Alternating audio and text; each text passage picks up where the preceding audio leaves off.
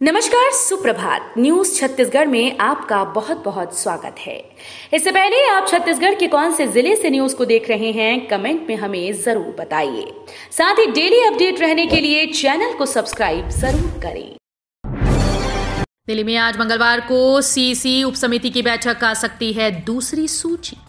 दिल्ली में आज 17 अक्टूबर को कांग्रेस सेंट्रल इलेक्शन कमेटी की उपसमिति की बैठक होगी। इस बैठक में कांग्रेस की दूसरी सूची के नामों पर अंतिम मोहर लगेगी। मुख्यमंत्री भूपेश बघेल, डिप्टी सीएम टीएस सिंहदेव, प्रदेश प्रभारी कुमारी सैलजा, प्रदेश अध्यक्ष दीपक बैज बैठक में शामिल होंगे। इस बैठक के बाद कांग्रेस की दूसरी सूची 18 या 20 अक्टूबर को जारी हो सकती है। संभावना है कि दूसरी सूची में लगभग 35 से 40 नाम होंगे। मां के दर्शन करने डोंगरगढ़ महर ट्रेन से जा सकेंगे श्रद्धालु। नवरात्र में मां के दर्शन के लिए डोंगरगढ़ और महर जाने वाले दर्शनार्थियों की सुविधा को ध्यान में रखते हुए रेलवे प्रशासन ने जहां नवतनवा एक्सप्रेस का महर में अस्थायी ठहराव दिया, वहीं रद्द की गई लंबी दूरी की एक्सप्रेस और लोकल ट्रेन को फिर से चलाने और डोंगरगढ़ में रुकने की सुविधा दी।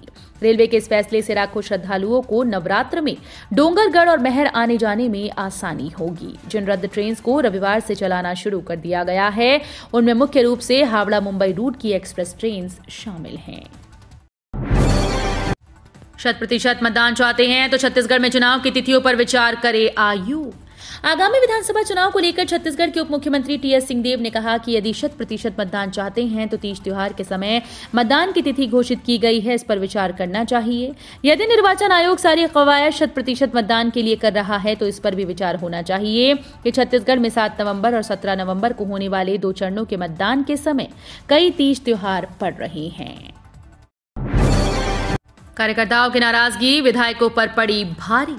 छत्तीसगढ़ कांग्रेस की पहली सूची में 30 मौजूदा 8 विधायकों की टिकट कट गई। इनके टिकट कटने के पीछे की वजह क्षेत्र में कार्यकर्ताओं की नाराजगी को माना जा रहा है। जिनके नाम कटे हैं उनमें बस्तर संभाग के 12 में से 4 विधायक शामिल हैं। एक सीट जगदलपुर से अभी प्रत्याशी की घोषणा नहीं की गई। आजकल में इस सीट से भी प्रत्याशी तय हो जाएगा।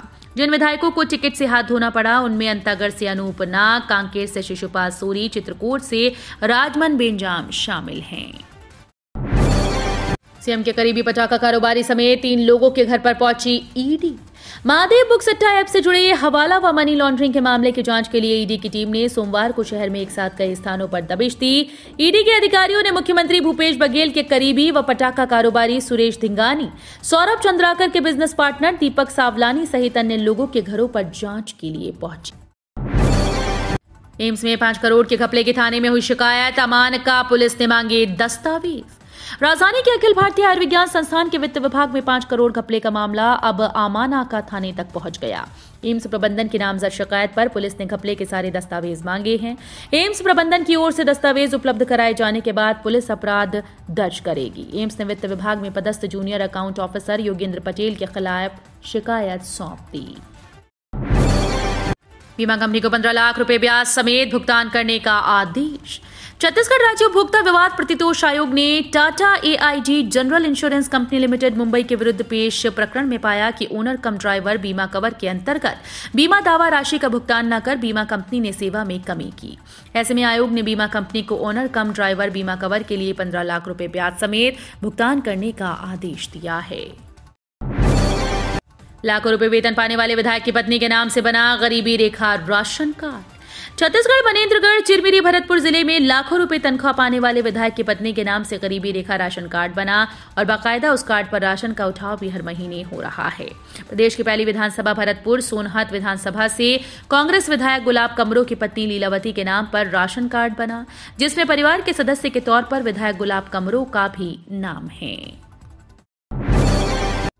राजनांदगांव में गृह मंत्री अमित शाह ने दिया रमन संदेश। छत्तीसगढ़ विधानसभा चुनाव के मद्देनजर भारतीय जनता पार्टी के नेता और गृह मंत्री अमित शाह ने राजनांदगांव में एक सभा को संबोधित किया। इस दौरान उन्होंने राज्य की कांग्रेस सरकार और सीएम भूपेश बघेल पर निशाना साधा। गृह मंत्री ने कहा कि भूपेश बघेल सरकार ने तुष्टीकरण और वोट बैंक की राजनीति के लिए छत्तीसगढ़ के बेटे भुवनेश्वर साहू को लिंचिंग कराकर मार दिया।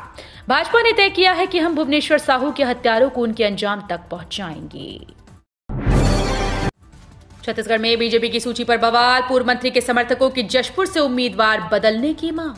छत्तीसगढ़ में भारतीय जनता पार्टी के वरिष्ठ नेता और पूर्व मंत्री गणेश राम भगत के समर्थक जशपुर विधानसभा क्षेत्र से पार्टी के उम्मीदवार को बदलने की मांग को लेकर शनिवार शाम से रायपुर में पार्टी के प्रदेश कार्यालय के बाहर धरना दे रहे हैं।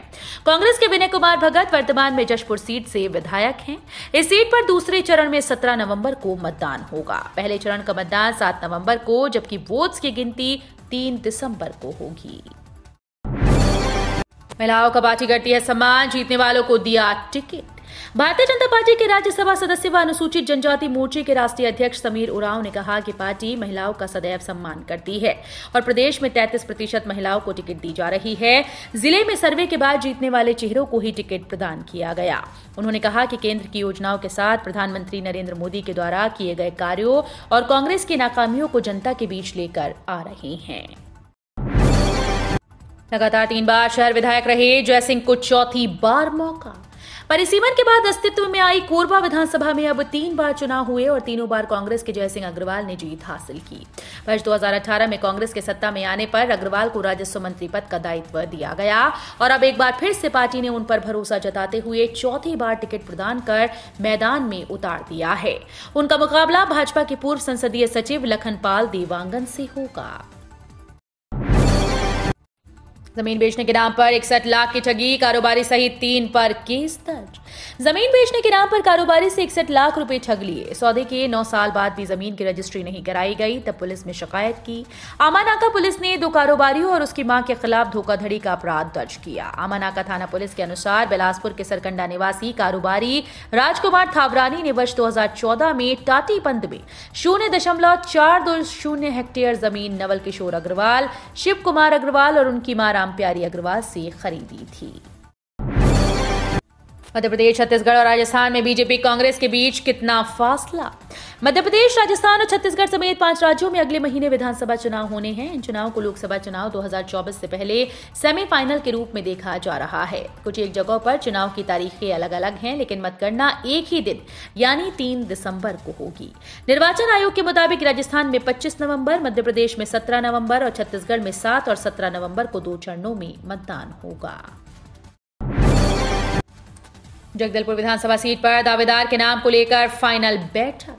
छत्तीसगढ़ में होने वाले विधानसभा चुनाव के प्रथम चरण में 7 नवंबर को बस्तर संभाग के 12 विधानसभा सीट्स में मतदान होना है और इसके लिए भाजपा समेत कांग्रेस ने भी अपने प्रत्याशियों की लिस्ट जारी कर दी। लेकिन इन 12 विधानसभा सीट्स में से एकमात्र सामान्य और हाई प्रोफाइल सीट जगदलपुर विधानसभा में अभी भी कांग्रेस के प्रत्याशी के नाम को लेकर माथापच्ची जारी है।